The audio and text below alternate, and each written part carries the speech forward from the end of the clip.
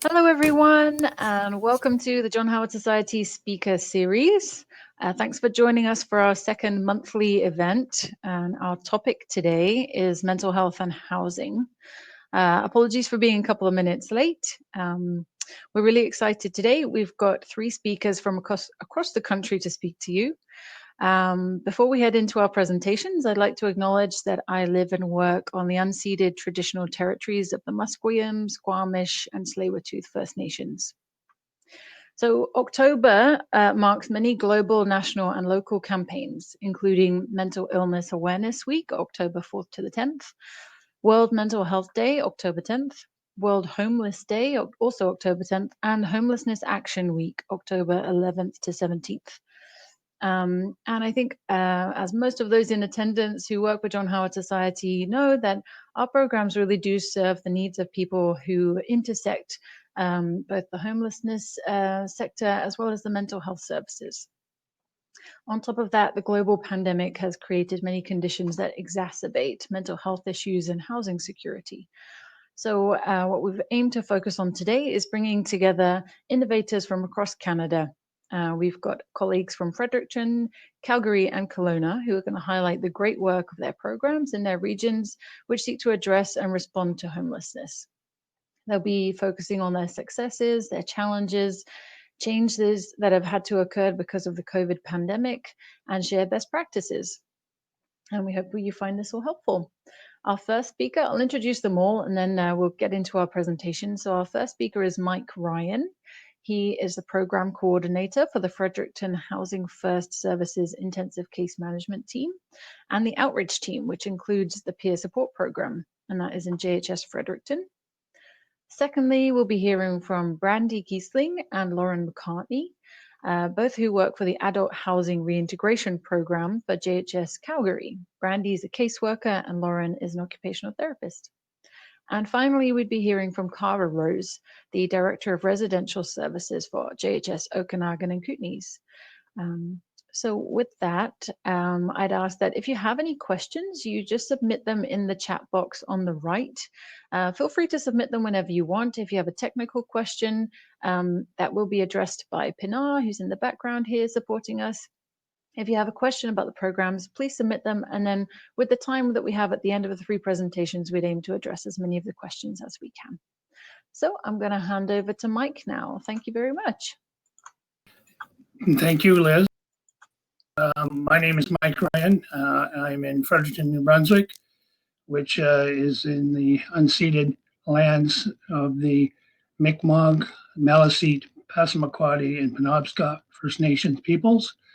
And I've been working with John Howard in Fredericton since 2014.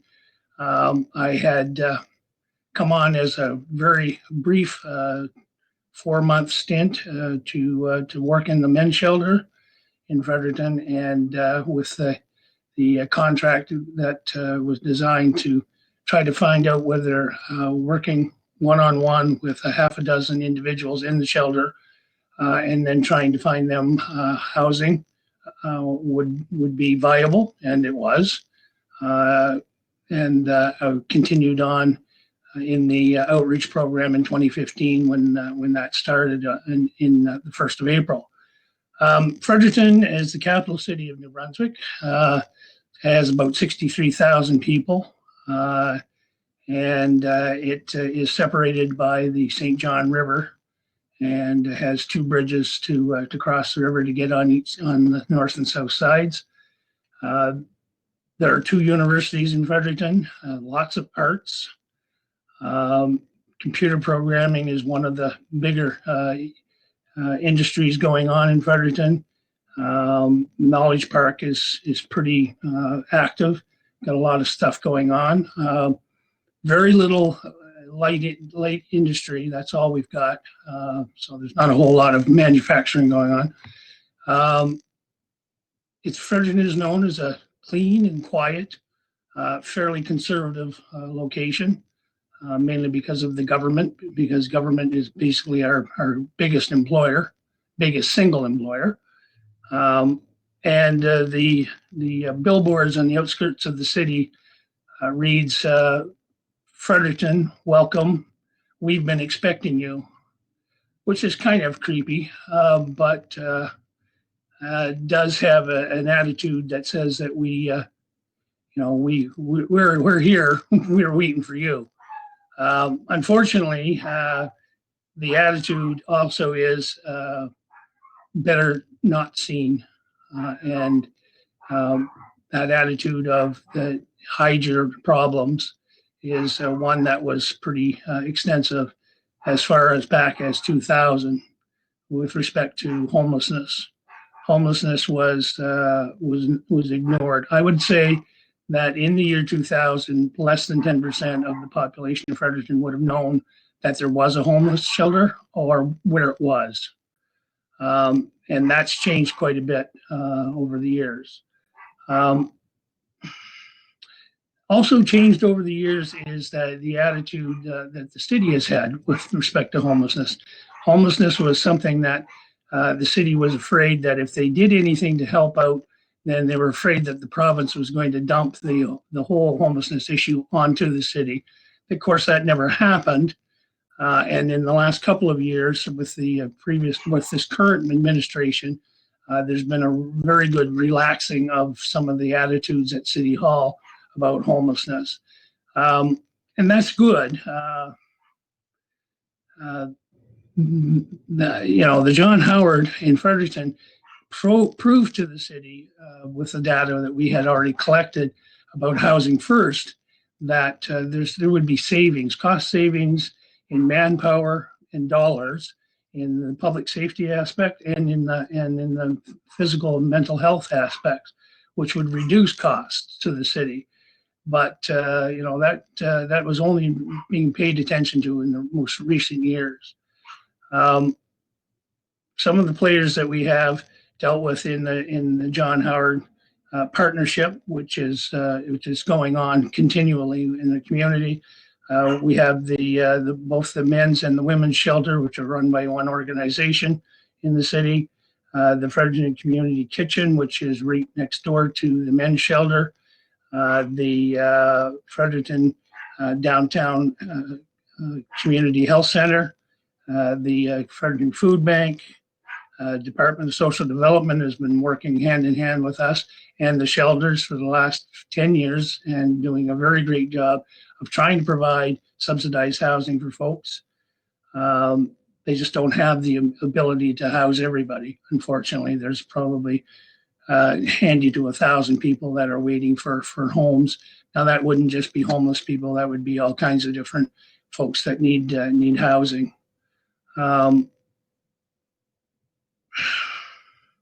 Horizon Health is another one of our partners. Horizon Health is mainly the organization that looks after all the health needs in the province, and that includes addiction services, mental health. The FACT team is run by the Horizon Health, and of course the FACT team, which is the Flexible Assertive Community Treatment team.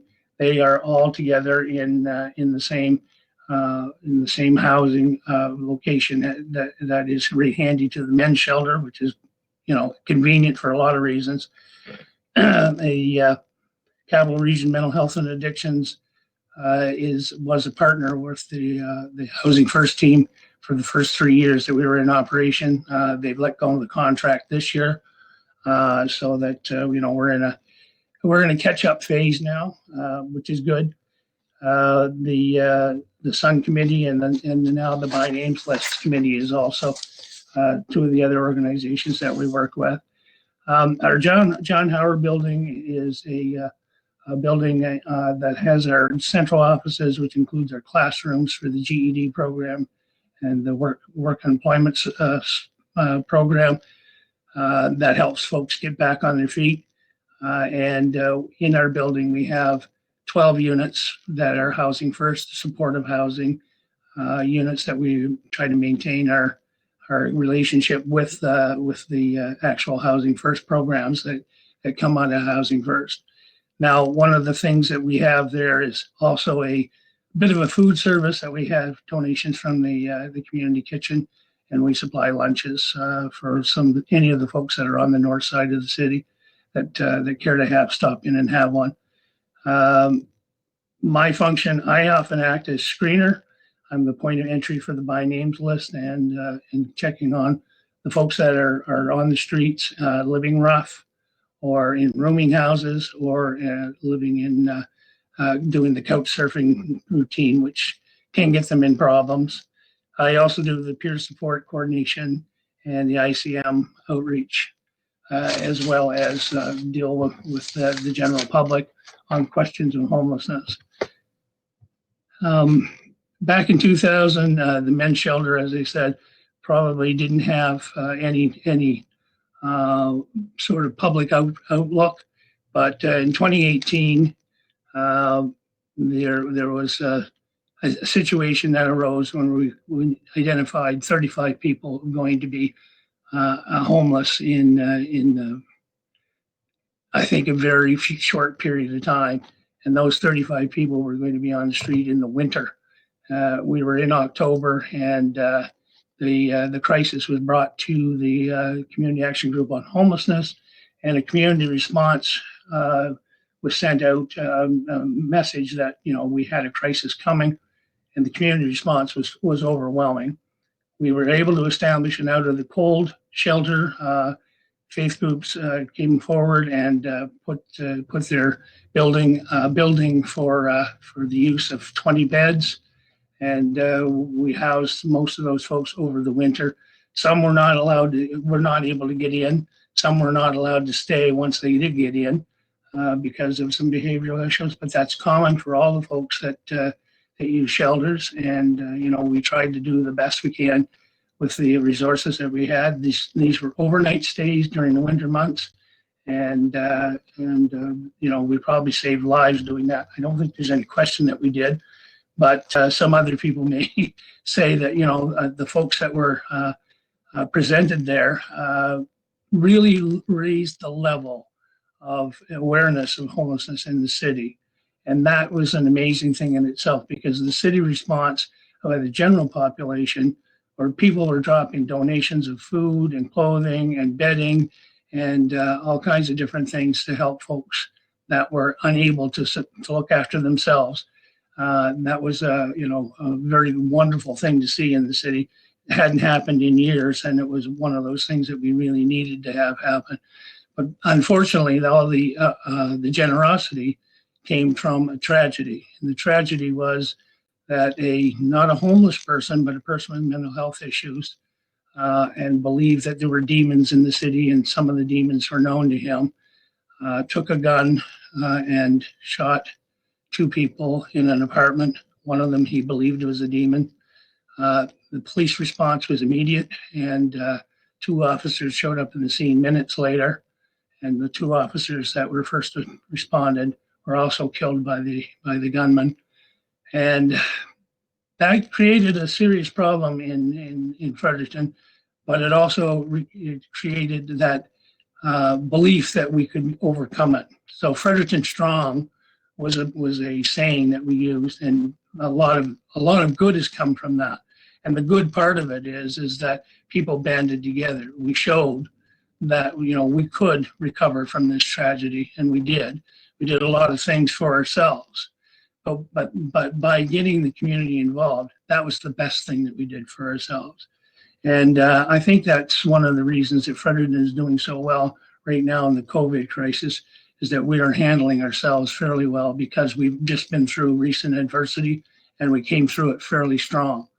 And we're still showing that resilience and the strength in today. A lot of the things that we were talking about in mental health issues are definitely known. We know that mental health and homelessness goes hand in hand. That's like saying water is wet. We know that.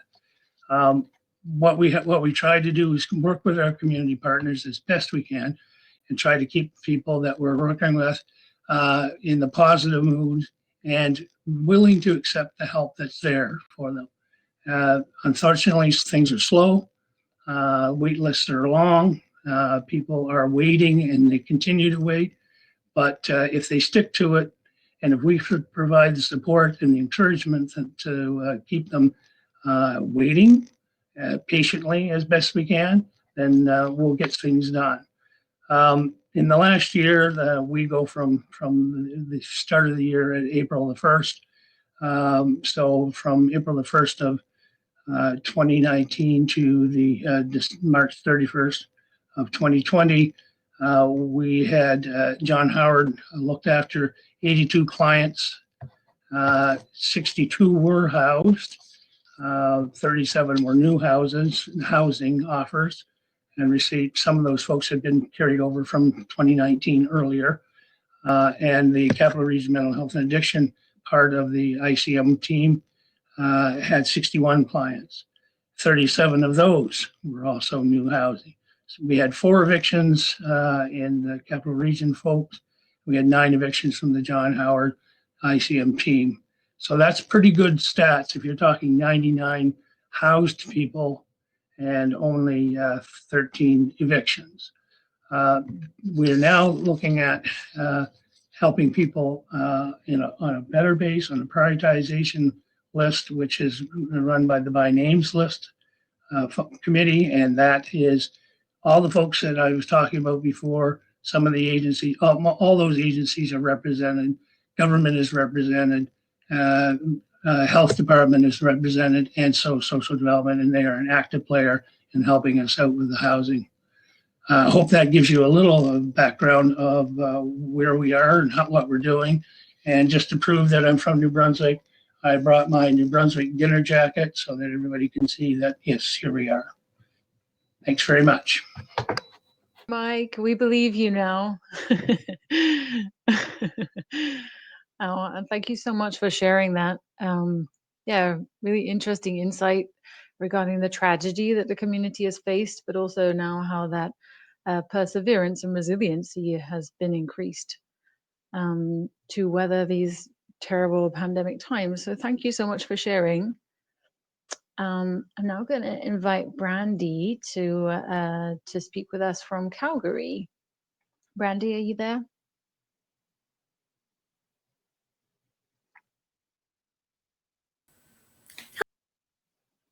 Hello. Hi, Brandy.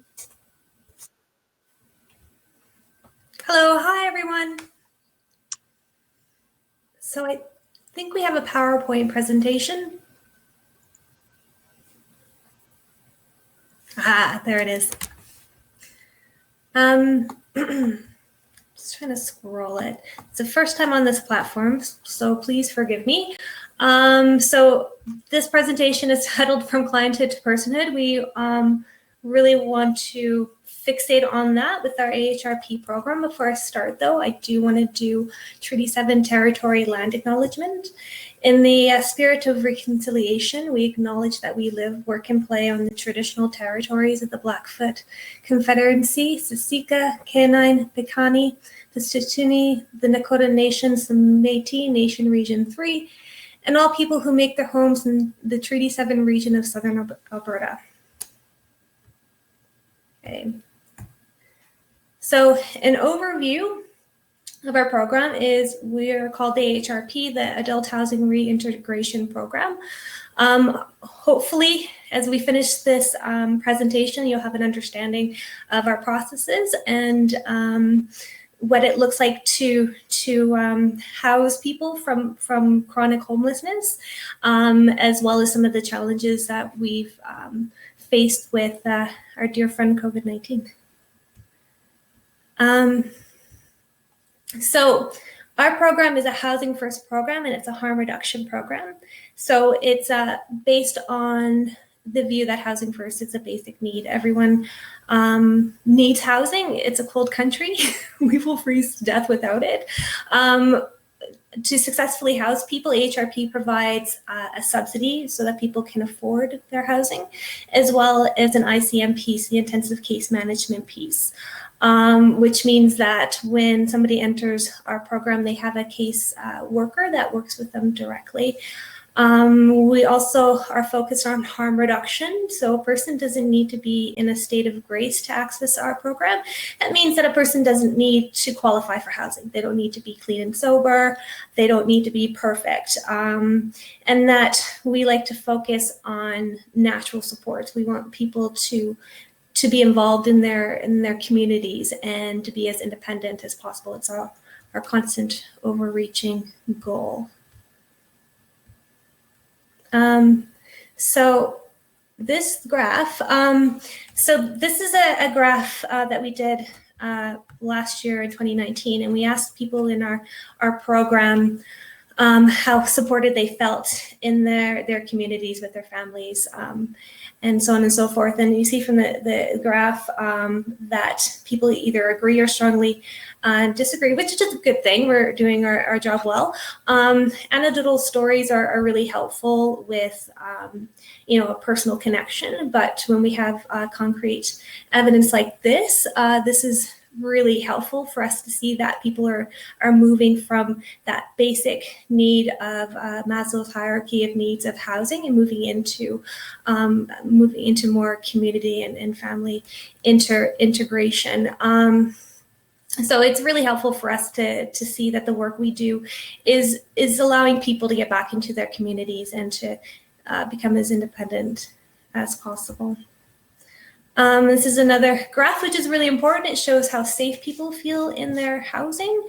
This is really helpful for us with regards to people moving forward. Again, that housing stability, that housing first is a really important piece to start to work on all the other issues that attributed to that person's homelessness. So it's helpful for us to have this concrete evidence that we are doing what we say we do, and that people are not only feeling connected in their community, but that they're feeling safe in their housing. So this is a breakdown of what our team looks like. We are a mighty but small team. That the center of it, as you can see, is the person in our program, so the participant. And then we have our caseworker, our occupational therapist, and our housing liaison. And we can see how they happily complement each other. So the caseworker is the constant connection within our group, and our occupational therapist and our housing liaison comes in and they come out as need be. The caseworker's main focus is to normalize experiences as much as possible. So when somebody is first moved into housing first, we work with them to look for housing like anybody else does. Our wonderful housing liaison does a great job with regards to connecting with landlords over the idea of what we're selling with regards to housing first and diversity.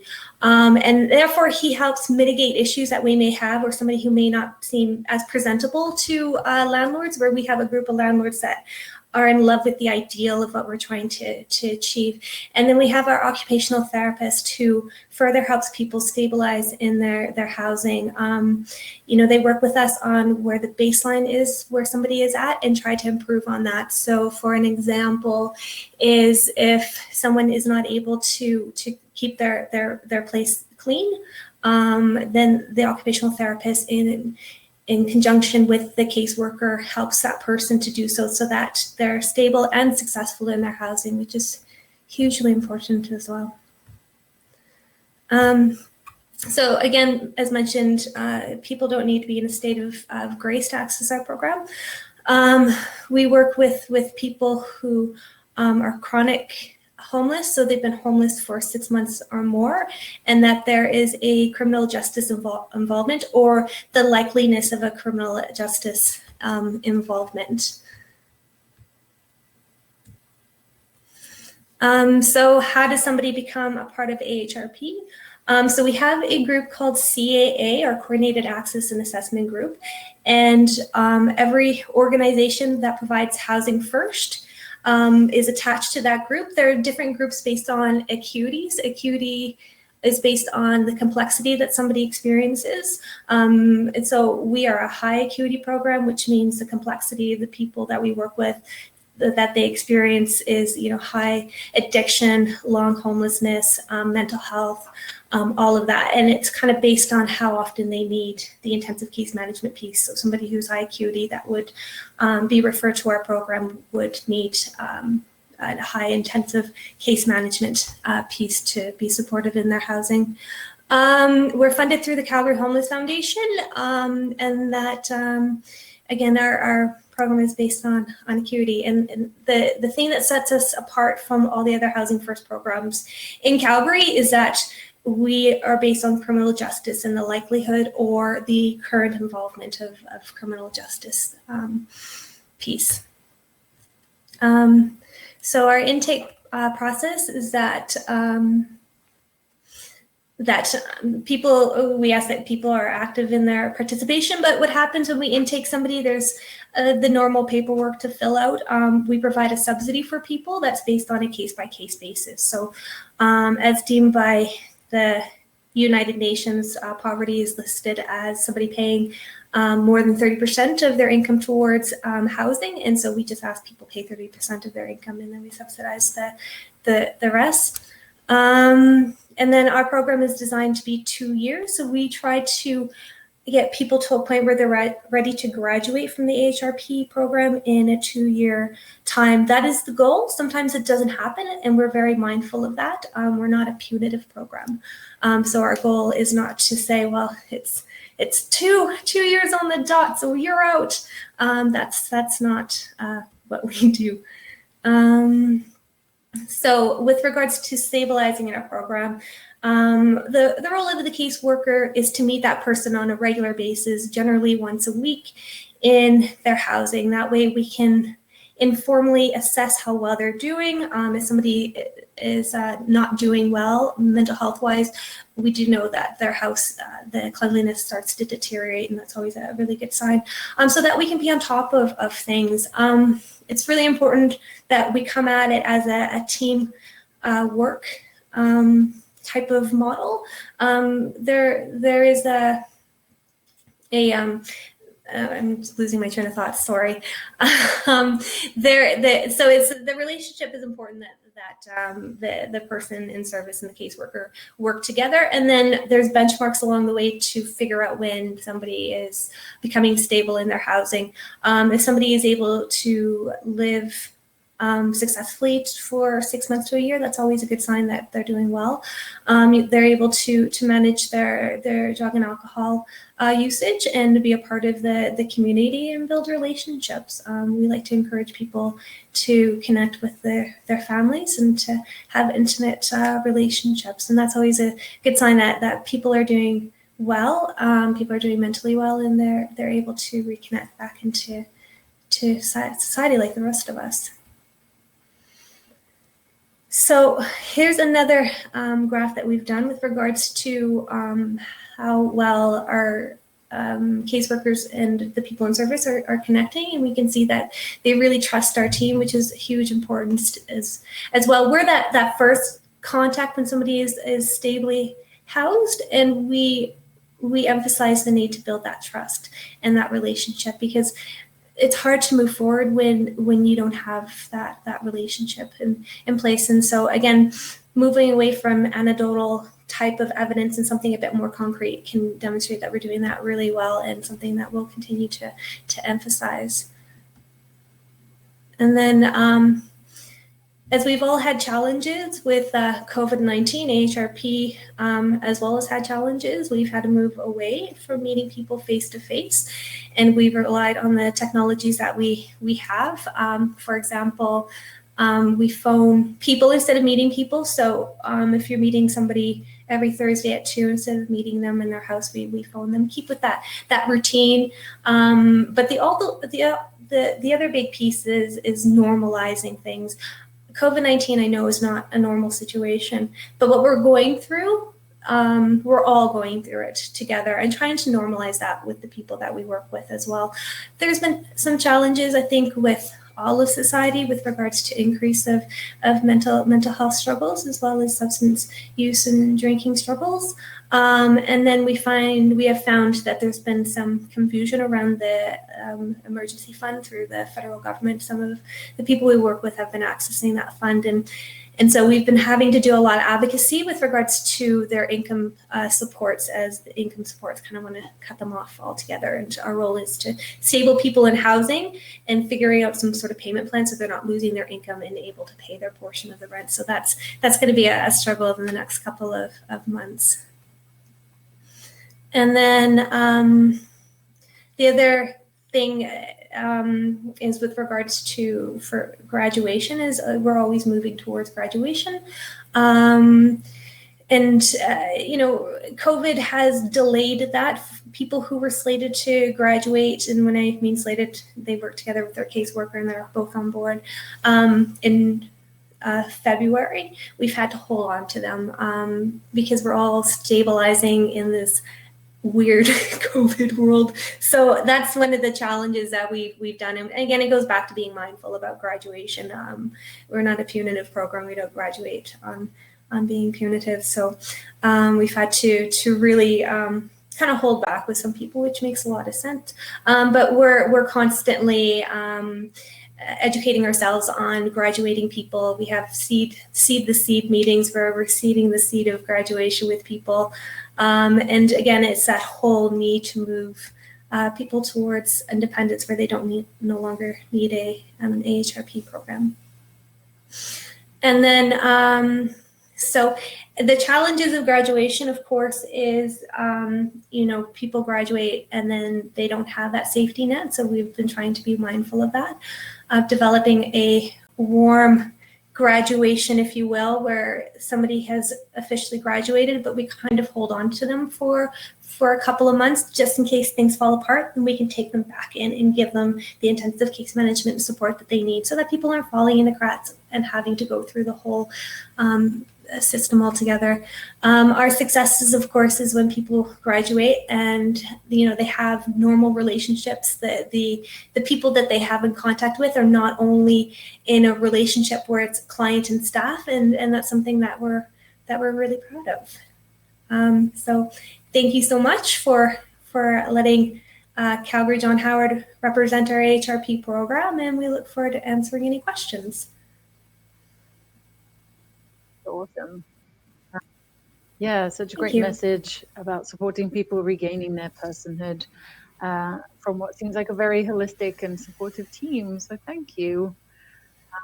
Yeah, if anyone does have questions, pop them in the box here, and then we'll head on over to Kara's presentation. And then once Kara has finished, we'll see if there's any questions, and we'll pose them back to the three presenters. Kara, are you able to join us now? Thank you. Over to you. And I don't see, oh, there we go. Okay. Perfect. So my name's Kara. I work for the John Howard Society of the the Okanagan and Kootenay region. Just to get started, looking at acknowledging the land in which we serve on, which we live on, and like everybody else that we play on too. We're part of the Syilx Okanagan Nation, so there's 6 different nations around the Syilx Nation themselves throughout the Okanagan area. So on this slide here, I just have 5 words on the side, and it's our values here at the John Howard here in the Okanagan and Kootenay, and we practice with integrity. We're super collaborative with our community partners or just community resources. It's a big part of our practice. It's something that I am very strong in how I practice and teach. Determined to support, determined to advocate, determined to help those who need that type of support.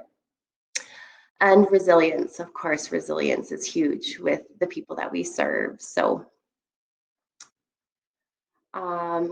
like I said, my name's Kara. I've been with the John Howard Society here since 2009, so I'm going on 11 years. And prior to being with the John Howard Society, I used to work with at-risk youth in Ottawa. So I've worked with an array of different individuals and complexities. Being the Director of Residential Services, I also am the facilitator for mental health first aid. So all of our staff that we have come on, we do mental health first aid training for most of them. Obviously, things have changed with COVID, but we do that. And we also offer the course to community members too, to ensure, again, that we're informing individuals about mental illness and how it affects individuals, and it's not discriminatory. It can affect anybody at any given time. So yeah, it's a little bit about me. So here on this slide, I thought it would be really good for everybody to kind of see our housing models and kind of how we've evolved over the years. So back in 2009, when I started with John Howard Society, we were a team of maybe 10 individuals.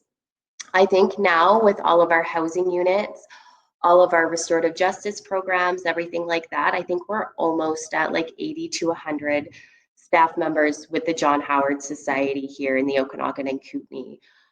So there's been so much change and evolving, and it's been really awesome being a part of that. So originally, back in 2008, we opened up Cardington Apartments, which was Kelowna's first housing being built for individuals that were homeless and dealing with substance use and mental health issues.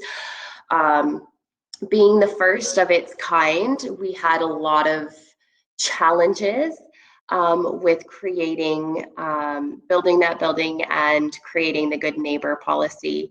I think that was one of the biggest things, having the good neighbor policy with our participants to just show that this type of housing is needed, and these are good people. So from there in 2008, and so this is actually where I started, was at 1043 Harvey House, which used to be called Bedford. And that was a second stage recovery home back when I started there.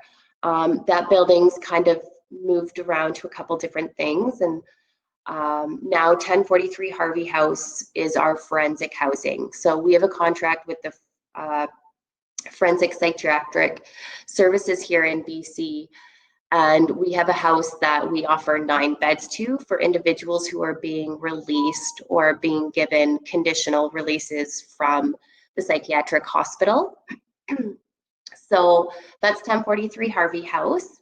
In 2012, we opened up Newgate Apartments, and kind of the plan with that was looking at the continuum of housing. So Cardington Apartments, people were coming off the streets, still entrenched in their substance use, mental health, things like that. So the goal at Cardington is to work on individuals' life skills, meet the client where they're at, and then hopefully over time, they become more independent, they don't need as much support, they've been able to somewhat maintain sobriety, but be able to be stable. And so we would move them along the continuum to Newgate Apartments, which is less staff. At Newgate Apartments, we only have 1 staff member on, and we have 49 units there. So when we do deal with mental health crises with our participants there, it's a little more hectic, only having 1 staff member on. But totally doable with the support of the rest of our team. And then from there, in our residential services, we've got 1033 Harvey House. So we've got 5 beds there that we contract with Corrections Canada, so federal parolees, individuals being released on parole. So we have 5 beds there for that. And then in that house, we also have 5 beds that we serve to individuals. We always explain kind of fall between the cracks. So have struggled with number 1, affordability, being able to afford housing, not being able to afford it. Individuals who have come off the streets, been able to be sober, but are still on disability. They can't really work.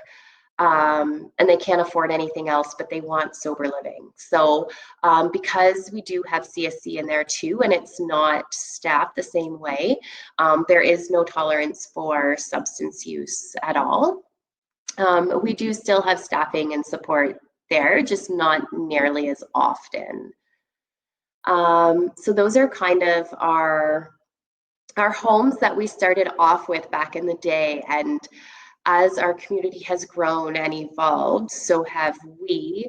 So following that, looking at our housing first. So we have Hearthstone that opened up in 2008. And then that was the first Housing First building in Kelowna. So again, it was quite a challenge with the community in regards to setting up that type of housing. Again, going back and forth with the city and community members and all of that, but we were able to overcome that. And we have Hearthstone, and Hearthstone has 48 units. It has more supports offered. So we do have a healthcare worker on site. We have 2 staff on site at all times in that building. And it's really just a housing first approach. So it's really starting where the client's at and working on their timeline. So it is considered long-term. It's not transitional. It's working with what the client wants and where they need that support. And then recently we've opened Samuel Place and Stevens Village. We just finished filling a couple weeks ago.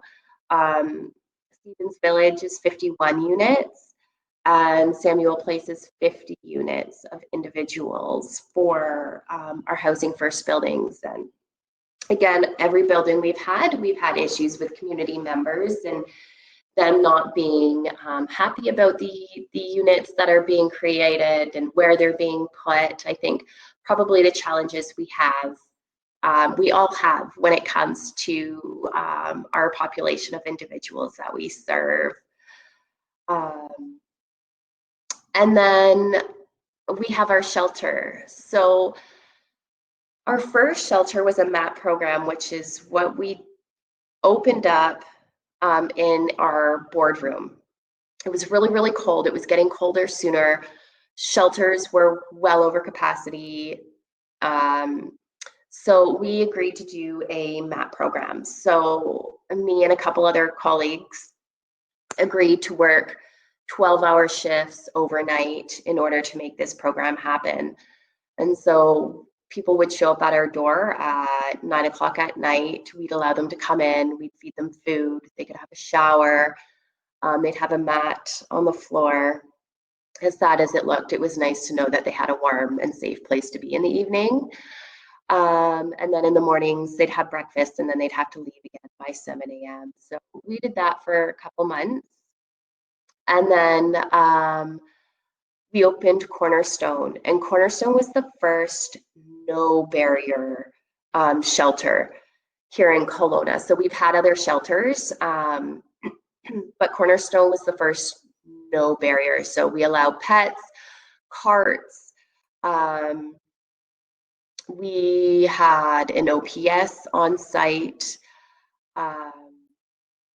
from there, and that shelter now is 80 beds. So we have 80 individuals who are there and utilize that shelter. And then we also had Fuller Place, which has kind of been a shelter a temporary shelter. So we open it up during the cooler months when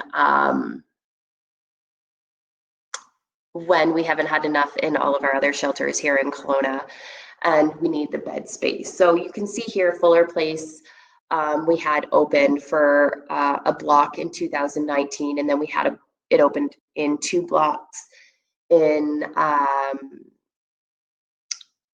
this past year. A lot of times what we've done is people who we've been able to get on the wait list for housing are more stable. We put them into Fuller. We take them out of Cornerstone, put them into Fuller. Hopefully, then the plan is that they would shift into one of the other housing units here in Kelowna, but that's not always the case. Fuller just closed not too long ago, and quite a few of those individuals just had to go back to Cornerstone. And so again, now we're at the issue of our shelters. We've got 2 shelters here in Kelowna, and they're full every night. So people have nowhere to go, and it's starting to get cold. So not like Fredericton or Calgary, it doesn't get as cold here. And I feel that part of the reason why our homeless rate is so high in the Okanagan is because you can survive outside a lot longer than you can in most other areas in our country. So with that, as we've evolved, we've noticed huge changes with our populations, how we work with them, how we support them. Within our buildings, we use a person-centered approach. So we're starting where the client is and really focusing on what is it that they want for themselves. Over time, there's been times where it's like, okay, remember why we're setting goals with people. You know, these are their goals, not our goals. So really just starting where the client's at and being client focused. So we might not always agree with people's choices or how they do things, but it's not about us. It's about them and supporting them best we can. So for an example, I had an individual in our Cardington apartment building, and he had been homeless for over 20 years. And at that point, we didn't allow substances or paraphernalia on property. And so when he first moved in, I had a huge issue with constantly finding syringes throughout his suite because we do room checks, and cleanliness checks really is what they're for. And this individual kept leaving him around his room. I kept having conversations with him in regards to knowing and understanding the expectations of residing in the building and stuff. And I was able to realize what he was doing. He was trying to get himself kicked out because he had never had a place of his own. And so I did everything I could. My team did everything we could to ensure that he wasn't going to lose his housing because of the syringes. Rather, we were going to try and work with him and figure out how we could fix the problem. And it's been almost 4 years now. He's still housed with us. And usually every time he sees me, if there's somebody new that he doesn't know that's around us, he always tells the story about how he came to Cardington and how he tried to do everything he could to get kicked out, but I wouldn't let him leave and go back to the streets. So to this day, it's been a huge success, and he's been forever grateful for it and doing better than anybody actually thought he would do. Most of his other community supports figured he'd last housing for a couple months and then be back out on the streets because he wasn't going to be able to maintain it. So again, a really good example of how we look at the client, what their needs are, what their past has been, and working on that to make sure we can help them get to a place where they feel safe, they feel deserving of their own space and having a safe place to be. And having individuals who surround them to support them, not to judge them, not to discriminate against them, but just to kind of help support them and stuff. So again, just kind of an example of what that looks like in our day-to-day practice. I don't know about everybody else, but I know something that I've been talking a lot with my staff the last couple months is the huge change we've had in our clients. So 7-8 years ago, the crisis situations I was dealing with are completely different than the crisis situations now, I feel.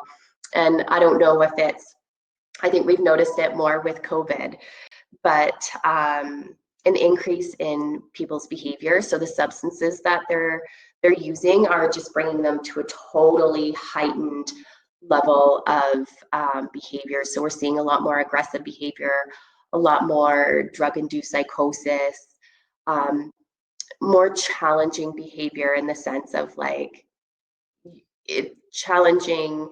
You want the people in the building to feel safe. That's being within our buildings, but you also recognize,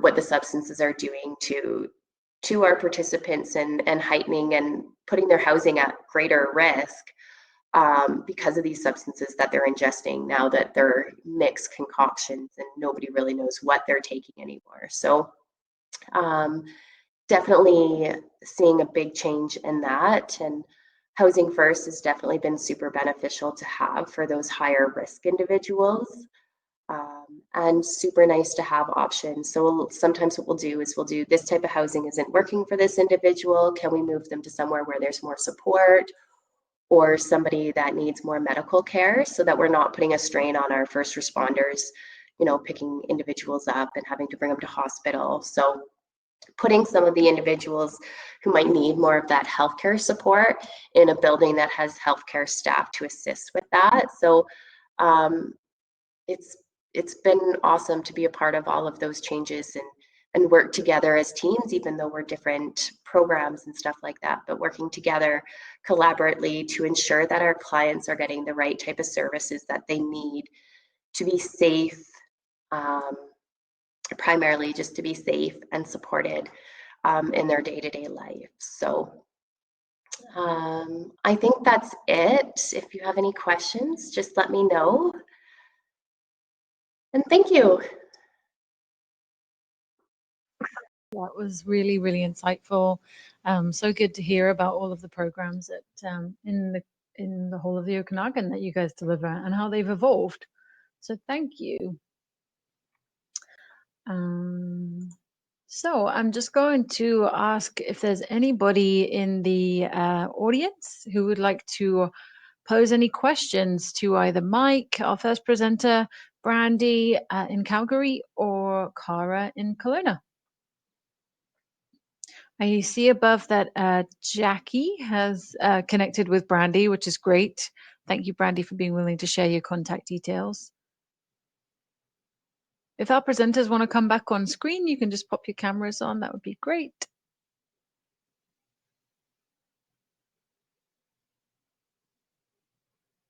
Hello. And there you all are. Thank you. Was there anything that kind of resonated between the three of you about each other's programs as you heard each other speak today? Oh, Brandy, I think you're muted. I just thought it was amazing. Cara, the fact that you guys had a shelter where people can bring their carts and their pets, that's unheard of here. Yeah. And that's such a big barrier. It's a huge barrier. And like I said, it was the first no barrier shelter here in Kelowna. Yeah. We've learned a lot from it when we first opened. So even that program has evolved, but we're still considered a no barrier shelter. And yeah, it's pretty awesome. Thank you. Yeah, I see you are pretty unusual in that. Mike, did you have something to comment on? Well, that was just a thumbs up.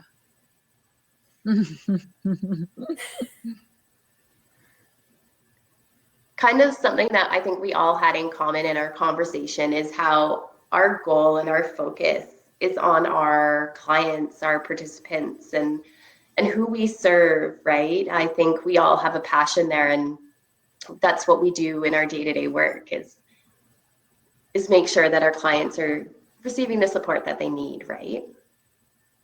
Yes, definitely. And being creative too. I think that's a huge thing.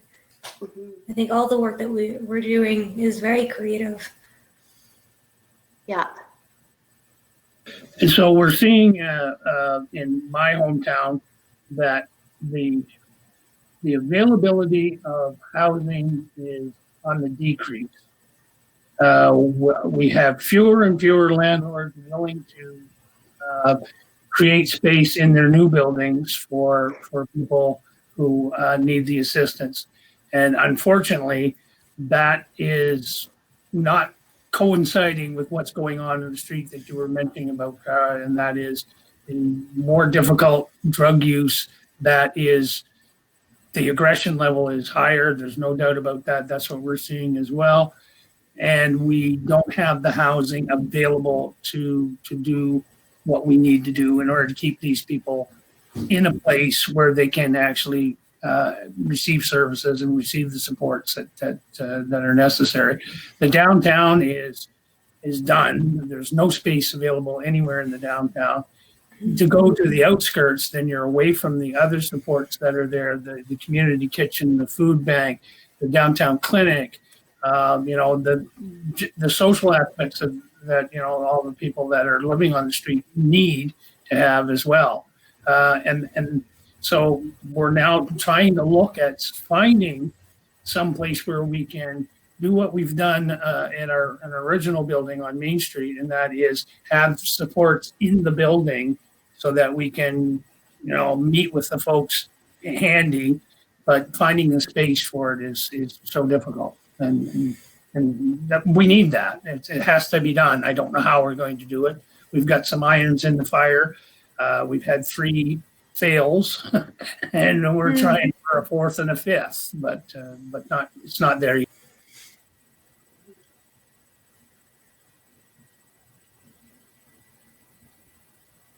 I think everyone can identify with a lack of space, lack of property to be able to deliver the best kind of service you want. And I think it's hard, you said, the creativity that everyone brings to their programs. That's the surefire sign of nonprofit work, right? So a question from Samantha. This is directed to Cara. Do you see where is your funding come from for your different residences? Yeah, so our buildings are a little bit different. So most of them, though, one of our main funders, especially with our Housing First buildings, are through BC Housing. So that's our provincial housing here in BC. So BC Housing has been a huge contributor to the Housing First buildings. They've also, our forensic housing, we have a contract with FPH, so Forensic Psychiatric Services. So our funding for them comes from there. Our CSC housing comes from Corrections Canada. So we have a contract with them. And then our Cardington Apartments is through, it's geared towards individuals' income, so that 30% again. But BC Housing is also a contributor to that. And then Cardington Apartments, we also have Interior Health as one of our providers too. So at Cardington Apartments, we have programming there, and part of the programming is having to be connected to a alcohol and drug clinician or a mental health clinician. But we do, Interior Health is one of the providers for that building. But all in all, BC Housing is our biggest provider.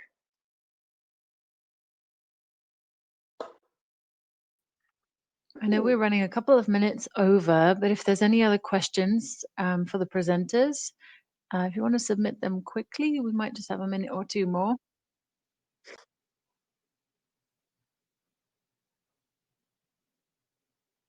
Well, I think it's clear that your presentations were very thorough.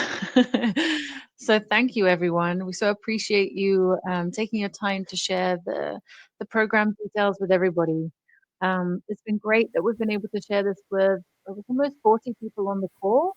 And for anyone who may want to watch it later on, of course, it'll be up on our website in the next couple of days. So thank you so much. Thank you. Thanks, everybody. Take care, everyone. Bye-bye.